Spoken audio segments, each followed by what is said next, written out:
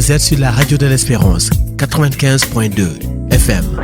Bonjour et bienvenue dans la revue de titre de ce mercredi 15 juillet 2020. Nous commençons avec le quotidien L'Observateur qui met à sa une nouvelle équipe gouvernementale, Macky en plein exercice de remaniement. Ce que le président reproche à certains de ses ministres. Toujours dans ce même journal, rapport de l'IGE 2016-2019, ces autres cafards débusqués des tiroirs de l'État. Ministre de l'Éducation nationale, les dossiers d'appel d'offres vendus et l'argent détourné dans un compte secret. Entente Cadac-Car et Union des gestions des déchets UCG, un compte bancaire parallèle ouvert, 8 employés retirent 780 millions de francs CFA. À l'ultime, il faut créer un lien contraignant qui fait que même le président de la République ne pourra pas arrêter la justice, à retrouver dans la page 4 et 5. Toujours dans ce même journal, à Dakar, Pape Sagna accusé d'avoir tué son patron pour étouffer leurs relations homosexuelles. Le journal Le Quotidien a mis à sa une entretien avec le ministre de l'Environnement, AKS, braise la polémique. On ne fait pas de stick avec de la viande anesthésiée. J'en ai terminé sur ce sujet. C'est de la politique politicienne. Toujours dans le journal Le Quotidien, Serigne Mbaye Thiam est l'un de la mort de OTD.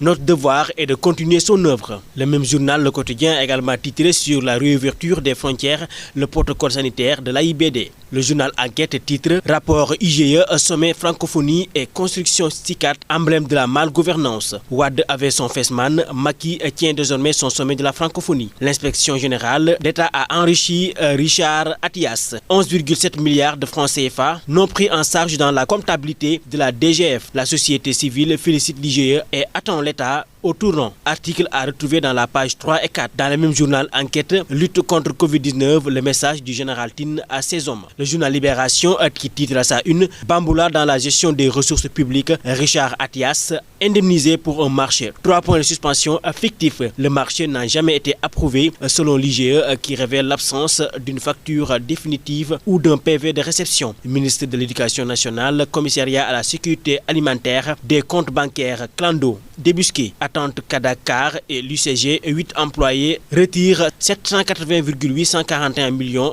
sur instruction des boss, la mafia des ordures encerclées. Le DG de l'ANACIM offre des véhicules au personnel. Dans ce même journal Libération, Nengler, le vigile, avait brandi une arme contre des députés. Comment le cow-boy a été exfiltré. Les gendarmes de Mbour l'ont déniché à Dakar. Pourquoi Aly Ngouille Ndiaye, Karim Fofana étaient sur les lieux hier. Le journal Les Échos titre Aluntine sur le contrôle de la gouvernance, il faut donner plus d'indépendance à l'IGE. Du temps de Senghor, l'IGE était un instrument de dissuasion, mais c'est devenu un instrument contre les opposants. On a l'impression que quand on est proche du pouvoir, on peut tout se permettre. Toujours dans le même journal Les Échos, l'an 1 du décès de Ousmane Tanor Dieng, le Parti socialiste toujours en deuil. Voyeurisme à Touba Thiaroye, chaque matin, un pervers faisait des kilomètres pour mater une femme mariée en train de se laver. Le journal LAS qui titre Bras de fer, sédiment en Nengler autour des fonciers, Aly Ngouille Ndiaye tente de désamorcer la bombe. Toujours dans ce même journal, drame à répétition à Touba, un sexagénaire se donne la mort par pendaison. Le journal Walf Quotidien met à sa une